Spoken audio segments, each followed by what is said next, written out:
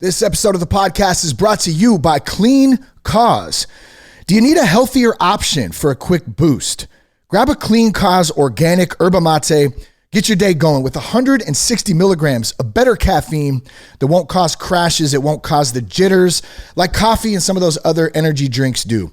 You can choose from 8 flavors of sparkling yerba mate or try out the newly launched non-carbonated yerba mate as well. Clean Cause, I believe, just recently launched some new flavors, so be sure to check those out. Here's the best part about this. The drinks are great. Clean Cause is a great company. That's why we partner with them. But the best part is that every sip makes a difference in the fight against addiction. Clean Cause donates not 10%, not 20%, 50% of net profits to support individuals in recovery from drug and alcohol addiction. So grab a boost, live better, help transform lives. Head on over to cleancause.com and get 20% off your order with promo code SOBERGUY. That's cleancause.com. Enter the promo code SOBERGUY at checkout and save 20%. That Sober Guy podcast contains adult content, merciless truth, and emotional nudity. Listener discretion is advised. I'm Shane Ramey. You're listening to That Sober Guy podcast, and we help people stay sober. If it's your first time listening, welcome. I'm so glad that you're here today. You can find more podcasts, more resources. You can also contact us by going to thatsoberguy.com. Be sure to follow us on Instagram at That Sober Guy Podcast. All the links from today's show will be in the show notes, so they're easy for you to find. I have an amazing guest for you today. His name is Ken Cox. And Ken comes from humble beginnings in Missouri. And Ken's conquered a life full of hardships. The best part is he's come out and risen above all those, from being born homeless and developing alcoholism to becoming the president of River City Internet Group. He also owns a boxing gym where he teaches kids how to box, which has helped him in his own path to recovery, just being a mentor, being a great example to the youth today. So I'm so excited to have him on the podcast today. We're going to share, he's going to share a little bit about his story and talk about his new book that he has coming out. Ken, it's great to have you on the podcast, my friend. Thanks for joining us. How you doing today? I'm doing good, man. I'm doing good. I'm always excited to talk about some recovery, some life, and hear some great stories from those folks out there who have been able to overcome some crazy stuff, man. So maybe we'll dive right in. Tell us a little bit about yourself, Ken. Oh, just right from the beginning. I love it. My name's Ken. I'm from St. Louis, Missouri. I grew up in a town called Arnold, Missouri. Today, I'm the operator of River City Internet Group. I'm the president. We help companies of all sizes, from the local corner shop, like the business that me and my wife own, all the way up to, some of the largest companies in the world. And I like that kind of wild diversity. That's kind of what keeps me going. I get to stay in a playground my entire existence. It's wonderful. My days today, I spend, most days I wake up at 8, I hit the office by 9, I get to the gym about 6:30 p.m. I'm there till about 9 o'clock. That's Monday through Wednesday. Thursday night, I work, I do my day job, and I hit my Smart Recovery meeting every Thursday. Nice. That helps me a bunch, that group. Friday nights is hanging out with the family at home, probably playing video games, but I'd like to say we play board games, but that's that's right. I've been getting on quite a bit of MLB 2023 with my son. We're big baseball family, and so it's funny. He's in Little League now, and I've coached him the last few years, and he's learned a lot about the game. Obviously by playing and just playing catch. And I try to teach him, and his uncle played for Oregon State. So he takes him out, got some great coaching, but I'll tell you what, playing MLB 2023 and 2022 and he's learned the game so much from just playing that. So, there's a purpose there, man. There's good things definitely, that can come out of that. So I'm sure it's a far cry from Ken Griffey Jr. on the N64. Oh, man, dude, that game was so fun. That was one of my favorites back in the day. That and GoldenEye. I don't know if you played GoldenEye back in the day, too. Yes, that was amazing. That was like the first person shooter that was on a console. I remember friends in the neighborhood, like before you could play online, they would take it and set up multiple TVs in the house and then have a split screen. I know there's folks out there listening right now that are going, yes, and you're 40 and over or roughly there. So anyways, man. Yeah. So go ahead, man. Friday night, you were saying so Friday nights, just hang out with the family. Saturdays we wake up, we hit the gym pretty early and we're there till about 4 or 5 in the afternoon and then it's chill. Sundays is my day with just the kids. So the wife goes to the gym and she does that day at the gym. And then I hang out with it's me, my daughter and my son, Joe. Awesome. And we hang out till about 4 or 5 o'clock in the afternoon. The wife comes home and then we just finish our night. And that's pretty much my week. Yeah. How it goes today. Right. I stay really, really busy.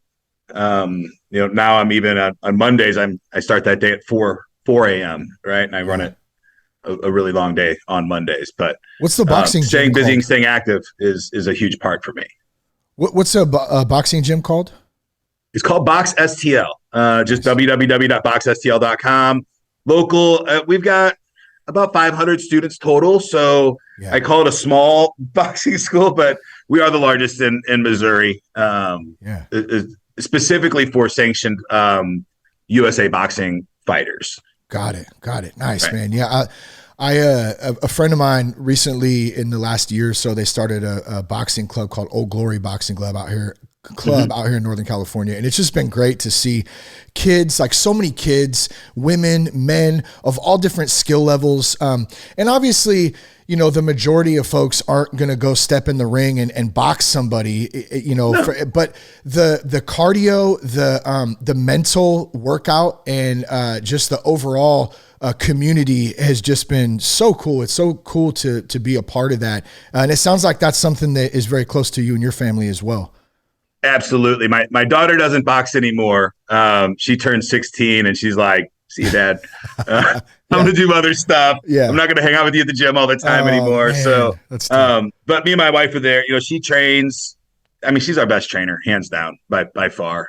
She trains heavy bag classes, fitness classes and stuff like that. And I work with the kids primarily, which has been, since this is about recovery more than anything, what I found along this path is that the sport of boxing helped me quit drinking. And I think it wasn't like, I'm going to quit drinking so that I can box. It was therapy for me to have something that I could do, get that energy out and do those things for the mindset. And I've always heard like, you've got to quit for yourself and you can't quit for anybody else. And I don't disagree with that for the first initial quitting part. But until I had something else to work towards that made me stay that way, I don't think I would be in the place that I am today, that I could say, yes, I believe, at least. Yeah. I believe that I am not going to drink anymore in my life. Yeah. I'm with you on that too. I don't have any plans to, but I'm also aware that at any moment, something could happen and I got to be careful, I guess, but I don't live in fear of that either. And I guess I only say that just because it does question. I don't know if you question this yourself too, but like I've heard so many stories of people like 10 years sober, 14 years sober. And then all of a sudden one day they wake up and they go back and drink. And I don't understand it. I'm sure that most people who even experience that don't understand it. But I guess I like to think that I like to stay vigilant, as I'm sure you do as well. And that's probably why you're involved in different groups. And like, how important is that to you? Like community, you said smart recovery, boxing, like is that a huge part of it? It's 100%. I don't know that I could get there without it. I just don't know that. Yeah. Probably wouldn't be having this conversation without all of that infrastructure. Yeah. Right. Totally. Well, no, I wouldn't. I know I would. Right. Yeah. So. Yeah, I tried to do it a long time on my own as well. And I always failed every time. And it wasn't until, a friend of mine actually just hit me up yesterday and said, hey, I'm doing a podcast on accountability. Do you want to drop a quote down or whatever? So I shot him a couple of quotes or whatever. And I was thinking about it as I was kind of writing those out, like how important accountability is and how important having other people in your corner is. Like I was able to put together a few weeks here and there on my own, but probably 10 times or more, I always went back. And it wasn't until I had some accountability, some community, that I was able to actually get on a different path and really make some real changes. Right. I'd actually say I was quitting forever. Right. Because I tried the moderation gig. Right. Yeah. And I quit for a long time. I got in a lot of trouble at the age of 13. I'm a firm believer in natural medicine, natural flowers, mushrooms, and things of that nature. Right. I'm a huge believer in that medicine. So, and I grew up in that kind of environment. So at the age of 13, I got in some pretty significant trouble, and I went through some tough love stuff. Right. And through that, I was constantly in the counselor's office and things like that. And it's really funny because my adoption went through at the age of 13. So my name finally changed. I'm finally Kenny Cox, but at the age of 13 legally, get my new birth certificate, and then I get arrested immediately after, put on probation until I'm 18. Wow. So, I'm in basically Kate's state custody. I got to check in all the time and constant drug tests and stuff like that. So they put me through AA at 13. And through in the 80s, they called it tough love and AA, and it was youth AA and all that stuff. So I didn't drink from 18 to 22. Huh. I drink a little bit, like I would call it what it would be a normal high school shenanigan. Yeah. A couple of keggers at the field and stuff like that. But all through high school, I didn't really drink. I drank a lot in elementary school, a whole lot. Like I missed my first day of school in second grade because I was too drunk to go. In second grade? Yeah. Wow. So let's back up a little bit then from there, because I think that I want to bring this up too. In the bio I read, you said from being born homeless. So what is the story behind that? And then how does that lead into drinking in the second grade? Yeah. So my very similar to my story, my mother's born, she doesn't know her father. My grandmother, God love her, she's a gypsy, right? She's been in and out of jail. My grandfather's a, roughneck, good old boy, Irish boy just off the boat, right? Kind of guy. So, all of that stuff was fine, but my mother's stepfather was wildly abusive. And when she got pregnant with me at the age of 19, he kicked her out. So she was, homeless, didn't have a place to stay. While we were at the hospital, some of my cousins got together and rented an apartment above one of my other cousins' bar, right? So that I would have a place to come home from the hospital at. Mm-hmm. So we come home, and my mom is now the bartender at the age of 19 or early 20s. She's bartending at the bar that we live in, right? So that's how we get started. My stepdad worked across the street in the bakery, and he'd come over there and drink. He worked second shift. He'd come over and drink. They'd party all night, and that was the gig, right? Yeah, so that's what they did. They partied that whole time, and then they got married when I was 2. Okay.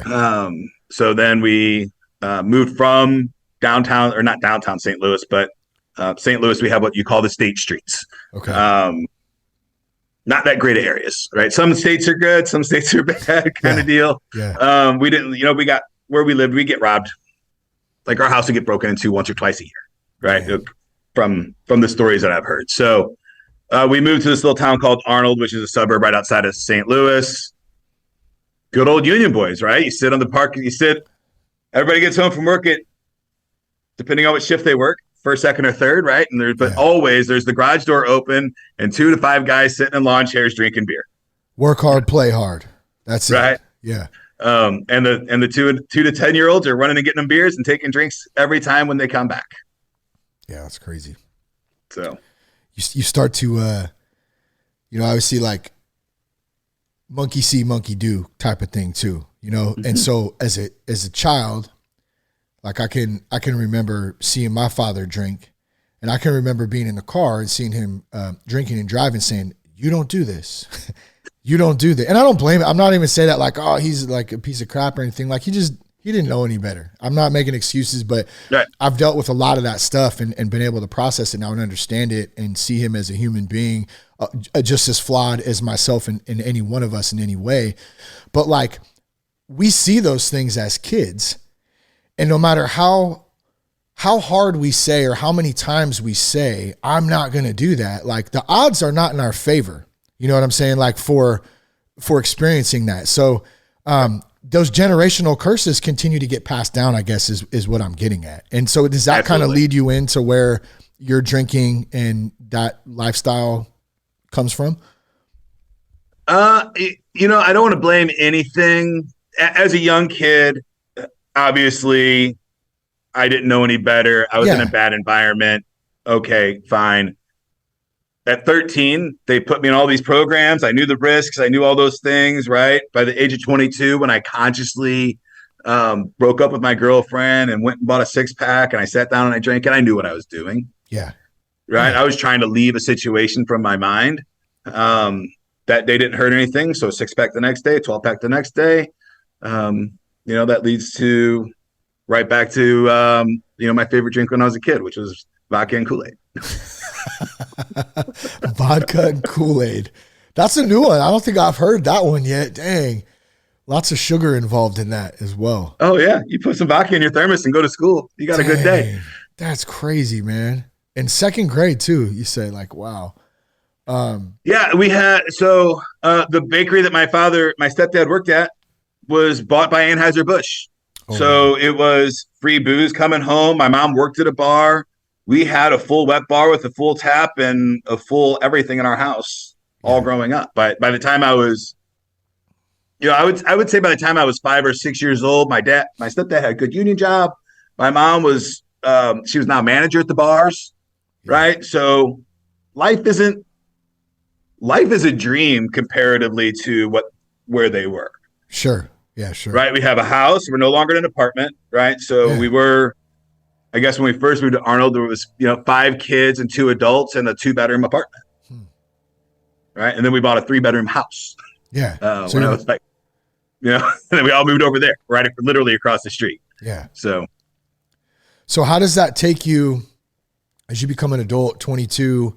How did it progress to where you started to think like, man, this is an issue. This is affecting my life. It's affecting my family. Like, and then what did you do about it? Never thought it was an issue for a long time. Started drinking again when I was 22, pretty hard, always trying to hustle and create stuff that, other people weren't doing, right? That's always been like, hey, where's the herd going? What can I create that's different than everybody else, right? So always hard there. I left college to go on a tour with some music bands. Did that for a summer, came home, got into IT and stuff like that. And then I got audited from the IRS for one of my shenanigans. It turns out I owed them $17,000. So I'm like, okay, this is great. I've got all my stuff that I'm doing, starting the company of Hosterian, and I take a job as a bartender at night. 24, 25 years old at this point. Yeah. So now I've got corporate America all day and bar all night, and I have unlimited everything. Again, right? I learned with the music industry and the entertainment industry, put yourself in positions to where everything is free, right? And bartending, stage manager, those kinds of things, everything is just handed to you. And that's what I did. And I did that until I was 31 when I met my wife. So and there was no problems, right? Because I had full access to all the nightlife in the city. Yeah. Catering clients all the time. I'm a wildly functional alcoholic that can wake up at 8 o'clock and start drinking. I can have a shot or two of Jaeger in the morning before I head off to work. Nobody even knows what I look like sober. Right? Yeah. Nobody in the world knows what I even look like sober. I can take clients out to lunch for a couple beers. I can take clients out for happy hours for a couple more beers. And I can take vendors out till 2 or 3 in the morning playing craps and get huge discounts on equipment. So everything that I do, alcohol rewards me. Got it. Dang. Right. Yeah. And when I'm in these situations like the bars and you're in your 20s and you're not the best looking man in the world, beautiful women tend to love you. when you have unlimited amounts of alcohol and access to things that other people don't have. So everything until I got married, and even then after that, I was being rewarded for my ability to consume massive amounts of alcohol without affecting any of my performance. Yeah.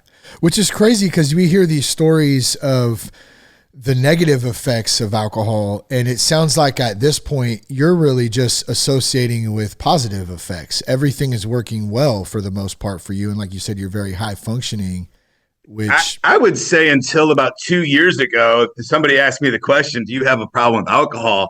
So I don't have a problem with alcohol. The world has a problem with me drinking alcohol. Right? Yeah. So, so what changed? Like what was it that shifted that mindset for you just even in the last 2 years? It's the kids at the gym. So, I mean, my wife, my kids are a huge influence, right? But I was playing a different role with them, right? I'm playing a husband role and I'm playing a father role. Yeah. And I didn't realize what that really meant. I didn't realize that being a father, being a husband, being a manager at a company, and being a coach, that all of those roles require you to be a coach. But I had never been a coach before. And now I have to start learning how to, I'd been a trainer, and I trained people how to do things, but I'd never had to coach somebody to go from a position of having anger and frustration, knowing they need to release it, and then going into a situation where they're going to trade punches with their best friend in the face and not get emotional about it. Yeah. Got it. Right. And I had to figure out how to coach people how to do that. And I found myself in business, I call it a SMAC, systematic, methodical, and consistent rule set. You can call those core values. Yeah. So I had to create the core values for the boxing team. And as I'm saying them nonstop, and then I'll even give a shout out, I'm going to give 2 shout outs to Billy Genius Marketing here. One for just having the core values. And then 2, he asked me one day, okay, you know everything you need to do to move forward, but what do you need to stop doing? Yeah. What is it that you have to stop doing to get what you want? That sucked.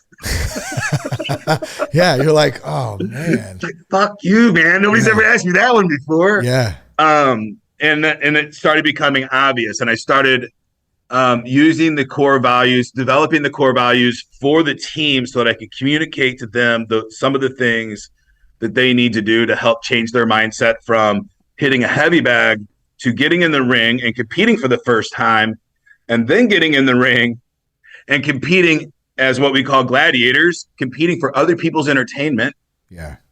And with the potential of being wildly humiliated. I mean, think of that as a 14-year-old kid, right? Totally. You're going to get up in front of your friends and family and 1,000 strangers, and you might throw up. Yeah. Right? You might get knocked down. You might, all of these things. So I had to figure out ways to communicate to these young boys and girls on those. And as I'm saying these core values every single day to them so that they become ingrained in these kids, so they're part of them, I guess it became ingrained in me. Yeah. Yeah.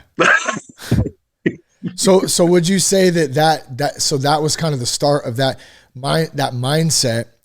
And then like what I hear too, when you say that and when you describe that, is you're really serving, you're being of service to others. And so in order to be of service to others, you can't just talk the talk, you got to walk the walk too, which is tough to do sometimes. I mean, I think it's a great question that you were asked as well. Like, what do you need to lay down?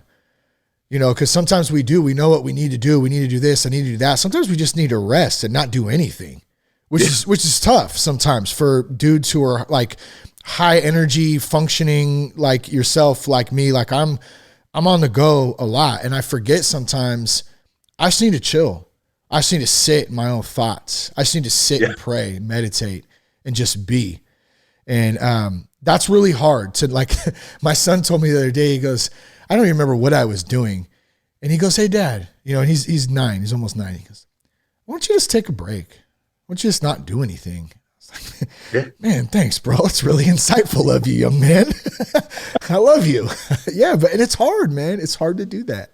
It is. That's,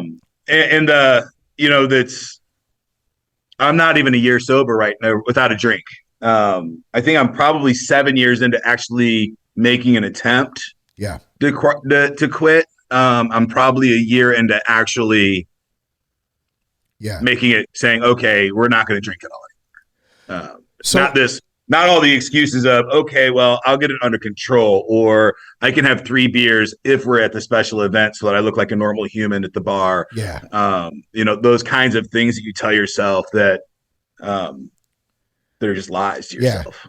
And I love you for saying that like so openly too, man, because I feel like a lot of the time on this show too, we have a lot of guests who have, multiple years of sobriety. They haven't drank in a long time. There's a lot of people who listen to this show who are sober today, or they want to get sober today, or they're in their first 30, 60, 90 days, their first year. And so I love this because you're in that right now. Like, what would you say to those folks in your, from your experience and from what you're going through that might speak to somebody or help them? Take every time that you don't do the activity that you want to do as a confidence builder. For me, it helps me a lot to talk about it and put myself out, right? Because the more I talk about it, the more fearful I am of the fall, right? I mean, I'm not that big of a fan of, I don't have to win. I freaking hate losing. Right? I don't have to always be the winner, but I definitely don't want to be the loser. So giving myself that confidence. For me, I had I drank every day of my life. Like, I drank a lot. Yeah. At least 20 or 30 beers and a fifth every day. I have letters from the insurance company saying, you drink too much, we're dropping it. Right? I'm not going to cover you anymore because your liver's shot, you dummy. So like, I had trouble driving home from work and driving past the gas station and not stopping at the gas station to get my 2 beers to drive home. I live 6 miles from work. Yeah. Right. And I grabbed 2 tall boys to go home to grab my gym bag to go to the gym. Do you feel like routine is a big part of it too? Like, a lot of it for folks is we're just stuck in this routine. And so those routines, those habits, let alone the drinking itself, it's just the routine of pulling in and stopping and going in and buying the beer and then going home. Like, how did you break some of those patterns?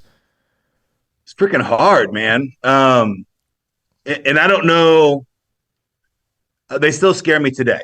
Yeah. Right. The last time I drank was February 1st of this year. I bought 2 beers. I drank 2 drinks of the first one. I threw it away. Right. I had a really, really bad time. And I was like, scorched earth mood. I stopped and I bought 2 tall boys. And I took 1 or 2 drinks and I threw it away. I was like, I don't even like the taste anymore. Right. Yeah. So that gave me a lot of confidence. I took my daughter to Boston a couple weeks ago for an event, right? And I didn't realize the hotel that we booked. I'm going to be in this hotel room for 15 hours by myself for 3 days, right? Working while my daughter's at this event for Future Doctors of America. We pull in and there's a 99s bar attached to the hotel. And my heart sunk. Like, I'm like, fuck, I got to be here all week. Yeah. By myself in this room, and I'm attached, not just any bar, like a dark, dingy, old school kind of bar that I could absolutely sit down and drink for the whole day, all day long, and just make tons of friends and have a great time. Yeah. And it was challenging, right? It's super challenging to be there and know that I could just go and blow the whole thing off and nobody would ever know. Yeah. So now whenever I'm thinking about stuff, I have so much anxiety about putting on masks and not being my authentic self that if I had to hide, and I never hid my alcohol consumption ever. Yeah. If I had to hide that from the world, I think I would feel so disgusted with myself that I wouldn't be able to live. Yeah. Right. So for me, it's either pure honesty or toe the line. Yeah. I mean, that's the only way I could do it. So, I think what you're talking about too is just like as a man and a father and a husband and just a person, like integrity. Like I think the definition somewhat of integrity is, doing the right thing, like when nobody's looking. Cause like you said, nobody would know, like you could do that, but like you have found it in yourself to, to stay true to that. And like you said, be disgusted if you were to continue that behavior, which is a tough, that's a tough thing to do also, Well, and I wouldn't be disgusted with myself if I failed. Yeah. Yeah. But I would be disgusted with myself if I failed and didn't and tried to hide it. Yes. Gotcha. I think difference. if I ever let myself go down that path, and I know a lot of people have gone down that path, and I'm not judging them for themselves, but I feel if I ever went down the path of drinking and hiding it from the world, that would just be the death of me. Yeah. It would kill me so quickly. Mm-hmm. So that I couldn't go there. How do you, how did you navigate, like the healing process for you? Like, what has some of that healing things been? And like, how, like, what did you do? What worked? What didn't work? What are some, some tips or thoughts for anyone else listening maybe too? And I can't say that my recipe is everybody's recipe. Yeah. At the age of 7, I started counseling in therapy. Yeah. For some other issues that I had when I was younger. And one of the therapies that they gave me at the age of 7 was to write every day. Yeah. Right. And I did that for a long time, and I'm back to doing that again. So that is a large part of it is, and when I say write, you don't have to get a pen and paper. You can get a recorder. You can just do voice to text on Google Drive, whatever it is, but you have, for some reason, getting these thoughts out of your body and out of your mind and out helps in a tremendous way. And I don't know what it is. I don't know why, but it helped me a ton, and it's helped me my entire life. So just daily, and it doesn't even have to be a journal, right? Like sometimes if I find my old journal, sometimes it's like, just a big word fuck on it, right? That's it. Like I filled the paper, screw you, I'm done. Yeah. So that's a key to my existence in life, is just writing and keeping that dialogue in my head always coming out. Smart recovery has been huge for me, and the tools burnt there. My very beginning, the only tool that I could do that would help me when my wife's like, hey, we're done if you don't quit drinking. Like this is over. Like these fights and all this shit are just too much. I was constantly being triggered. I was going through a lot at the office. So it came down to, I was going to die. I was going to lose my wife, everything, basically my life would be over. The only thing that I could do to not drink was procrastinate. Yeah. And I learned that skill from Smart Recovery. And it basically like, it was just like, okay, can I go an hour? If I tell myself I'm not drink for the next hour, can I do it? Right. And that's literally how I had to start, was, can I do that? Right. And that was weeks. And then it was, can I drive home today and not stop at the gas station and get the beers? Can I do that? Right. Like, and then building these new kind of thought processes on how I interact through my day. And, oh yeah, I can. I don't have to. I can tell myself I'm not going to do something and not do it. Yeah. I've always been phenomenal at saying, hey, I'm going to go do that and do it. I can do that nonstop. But to tell myself you can never do this again or don't do this has been a challenge for me since day one. And that's like back to like what your buddy asked you, right? Like what are you not going to do? Yes. Which is crazy. And what you're talking about, I mean, you're literally rewiring parts of your brain. Like you're rewiring those patterns, those old, even those environments. Like when you were describing the hotel, going and sitting down in the 99 bar, I think is what it was called. You said, that the kind of dark and just that whole vibe, like from what it sounds like, that's a lot what you grew up in. like back in the day. So you're taking those thoughts from childhood and almost reliving them in this setting where it feels very comfortable and it feels very welcoming. And like, that's what you know, and going against that goes against all of that, like emotionally, physically, mentally, which is super, super tough, man. So other tool, meditation's obviously huge. EMDR was a huge help. EMDR coupled with cannabis was a wild game changer. Yeah. For me, the two coupled together, being able to have a medication that allows me to sit in my emotions, my most deep emotions, and work through them without going into a huge panic attack, without doing those things, has been a tremendous help for me. Got it. What, and so the EMDR too, just for those out there who might not know, you're kind of going into a meditative state that's guided, right, with a therapist or somebody there. And they kind of, I recommend starting with guided for sure before going off on your own. Yeah. So that was super helpful for you. I don't know that I would have been able to overcome some of, well, one, I had traumas I didn't even know about. Yeah. That EMDR helped me overcome. And then basically what you can do with EMDR is analyze your triggers and reprogram your brain around those triggers and create new narratives around behaviors, right? So it's basically behavioral programming. Yeah. Right. Yeah. So we got about a little less than 10 minutes left today. How, like, if we, how do you stay sober in stressful times? Like, what are some of the things that you use? What could you share with others? Like when you get an urge or you have an old memory or a thought or something stressful comes up, what are some of the things that you do? If I can, I go to the gym. And I mean, I bought the boxing gym so that I had the place that I could go to anytime I needed to. Yeah. It's a great investment. Yeah. So obviously if I can find a sparring partner, clearing my mind, if I can figure out a way to clear my mind. Now, I would love to say that, I have an urge and I can go meditate and it goes away.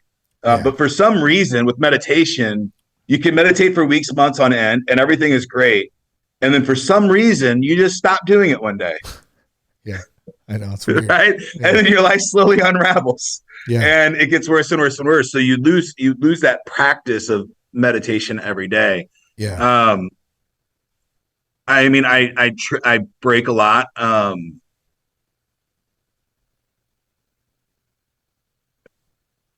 But I think just breathing is the most important thing for me now. If I have a trigger today and I can't get to the gym, my wife's not there to console me. It's not within 15 minutes or having my smart recovery meeting every Thursday. I know that I have to get to Thursday. Yeah. Right. So, but set. If it's, if something triggered me Thursday evening after my meeting, I would be a week away. Right. So that might not be the savior for me. Yeah. So when everything else fails, then I just have my breath work. Got it. Yeah. And that's it. And that's just close my eyes. And I guess it's a form of meditation, but it's not as deep. Yeah. Right. It's just a slow breath in and a long exhale out. Which, if you're close to me, you see me do that pretty regularly. Yeah. Yeah. Breath work has gotten, I feel like it's getting more known, especially throughout the recovery community as a tool to help along with meditation. And it's funny, like I'll find myself sometimes on the go, like we talked about just being busy dudes and stuff earlier and having to stop and go, just breathe. Because even my breaths are so short because I'm going so fast. I'm just got to do this, got to do that. And it's like, wait, just stop, just breathe. And I can feel like in a matter of a minute, just a couple deep breaths and just like, okay, yeah, all right, got it. That's all I needed to do there. Hey, hold on one sec. Let me make sure this is plugged in here. So, before we wrap up too, if you don't if you're up for it, I would love to hear a little bit how cannabis CBD has helped you. I want to also, say like I'm not a supporter of bong rips and blunts anymore like I used to do back in the day. Right. I do understand that our bodies are made up of an endocannabinoid system, and CBD has many, many, many powerful benefits, both neurologically, in the physical sense, in the mindset sense. My wife has used it for migraines instead of prescription medication, which she was starting to become, I don't know if I could say addicted to, but definitely reliant on. And it was really, really having a huge effect. This is when our kids were a bit younger too, but it was having an effect on her day-to-day functions just because she would have to take it for the migraines, and then it would literally destroy her for the next couple of days. She would be down. And using CBD in that, and I've heard of so many people using even different psychedelics to heal trauma. That's a big topic of conversation within the recovery community and just in general too. I personally believe that it's very interesting and that there's a lot of benefits to it, and people have seen a lot of benefits to it. And I think the tough thing is that people want to automatically go to abusing, drugs and stuff and doing it as recreation. That's not what I'm talking about. I don't believe that's what you're talking about either. Not at all. We're talking about scientific evidence and proof that that these things actually can have massive benefits for people. So I'll stop there. I would love to hear your take on any of that. Yeah. So I can, and we'll just talk about CBD, right? Because it's the most innocent of the whole family, right? So, and I'll just tell my story on the first moment, the first time the doctor told me you're going to die, right? Wow. So I operate data centers, and I had a data center in downtown St. Louis, really, really rough part of town. It's been on the news for shootings in the front street, right? All that fun stuff. So I get called. It's probably 11 p.m. to 1 a.m. in the morning, somewhere in there. There's an issue at the data center, and I've got to go deal with it. The only one that knows how to fix this particular thing. I'm the only one that's available at the moment. Not a big deal. This is 101 stuff for me, right? Hop in the car, drive downtown, fix it, go home, go back to sleep. Not that big of a deal. I get downtown, I fix the problem. I walk out into, we have these, what's called these heat mitigation rooms, or we used to. It's a big square room, 10,000 square feet that servers just dump hot air into, right? Because it's cheaper to air condition. So it's like 98 to 110 degrees in this room. I walk in, I feel dizzy. I just lay down on the concrete floor. The rest is a little blurry to me. The next thing that I realize that I'm in the doctor's office, right? And my blood pressure is just yo-yoing all over the place. Yeah. Doctor keeps asking me, are you still drinking? I say, yes, I'm still drinking. He finally comes to the point where he says, your heart's fine. You're not having a heart attack. Your heart rate's 190 to 210 over 110, whatever, right? And then it just drops. But your heart's fine. We've done EKGs, we've done all that stuff, but I can't figure out what's wrong with you. So when was the last time you had a drink? I said, oh, shit. I've had strep throat the last couple of days. I've been at home sleeping. I've not drank in 3 days. He's like, okay, pull the liver panel. My liver counts were just under 900. He's like, okay, 1,000's unrecoverable, but we're lucky we caught it now. Wow. So you have two choices. Go home. And I've always been honest with my doctor. So he knows I drink a case of beer and a fifth every day. Like, he just knows. I've always been honest with my doctor. He's like, you got two choices. You can go home and keep drinking, and all of this will go away the second you take a drink. All these panic, this blood pressure, all of these symptoms will go away the second you take your first drink, or you can quit today, and I'll help you. If you go home, if you choose option A, you're dead in 2 years. Like, it's just gone. Dang. Right? So I said, well, let's quit. So he gives me Xanax to go home with. Yeah. course, dude. And he's like, it's not the best thing, but if it can help you, if it can get you to quit drinking, this is what we'll do. I'm like, okay. So I'm swallowing bricks of Xanax like they're freaking candy, right? Man. Losing interest in my wife, losing interest in my job, losing interest in every single thing that I do, hating life. Like a zombie. Very, not very frequent, not too far after that, am I just miserable with life. So I got to experience pretty significant withdrawals from alcohol. And then I got to significant issues withdrawal from Xanax. Xanax is better, but it's still pretty fucking bad. Yeah, gosh. Now, I do not believe I could have come off the Xanax without the CBD. CBD was the anti-inflammatory. It was that with a bunch of other things. CBD helped me dramatically through the transition off of Xanax into a life with that would be substance free. How long did that take, roughly, to like from the time you started? Kind of 3 years. Wow, dang. So it took a minute. It wasn't something that happened overnight. Gosh. Yeah. No. Yeah. It's been a lot of people talk about rock bottom, and I think that's for other kinds of alcoholics. That's not for functional alcoholics. It's functional alcoholics. You can just drag our asses across the bottom for decades. We don't care. Right? It's like, this is where we live. Yeah.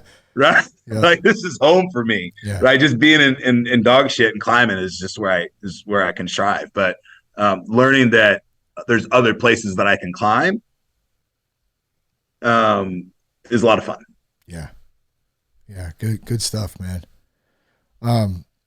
Before we wrap up, any advice, last minute thoughts, or if there's someone struggling out there right now that's listening, you have any thoughts for them, or any words, tips, advice? I mean, it goes against everything that you feel inside. But you just got to be selfish first and understand that if you don't take care of this machine that you were given, right, with this thing that we live inside of, if you don't take care of it, then you can't serve anybody else anyway. So it doesn't matter. And I don't know what the point of existence is if I can't help other people. Yeah. Yeah. Amen to that, man. What is the point, whether it's being fathers or mothers or friends, and even just being of service to those that we don't know, that we just care about other human beings. I really feel like that's what makes us tick. That's what makes us feel alive in some sense. Yeah. So I agree 100 on that. I understand too, real quick, that you have a book coming out soon. Did you want to tell us a little bit about that, and then where we might be able to find that book? Yeah, so it's currently in edit. I'm not exactly 100% sure on who's going to publish it. Worst case scenario, we're going to go Amazon Publishing. That's probably what it's going to be if I can't work a deal out with the publisher. I have prob authority, and people telling me how I'm going to publish my own things I love it. is sometimes a challenge for me. Yeah. The working title right now is Unleashing the Mindset of a Gladiator: How to Overcome Anything. And it's my story on the 12 core values that we developed for the boxing team, how I came up with those core values, a little bit about, me, and then specifically how I use those core values in my daily life to overcome challenges in business, boxing, or in overcoming alcoholism. So it's just raw. It's not that long right now. I think we're, about 40 pages long. I like quick books. It takes about an hour to listen to right now if you listen to the audiobook. So I'm hoping to have it released by September. And it will be at kencox.com for sure. Awesome. Listed there so that you will be able to find it there. And if you want to know more about me, you can find that at kencox.com today. kencox.com. Just adding that to the show notes as well. And we'll put everything in there so it's easy for folks to find. Hey, Ken, man, it's been great to chat with you, man. I really appreciate you coming on That Sober Guy, sharing a little bit about your experience, and thank you, man. Thank you. Thank you for having me. Appreciate it. Thanks for tuning in today. You can find everything that we talked about in the show notes today. Share the podcast with a friend. I hope something spoke to you today. Connect with us on Instagram at That Sober Guy Podcast. Peace, love, and respect. Keep your blood clean.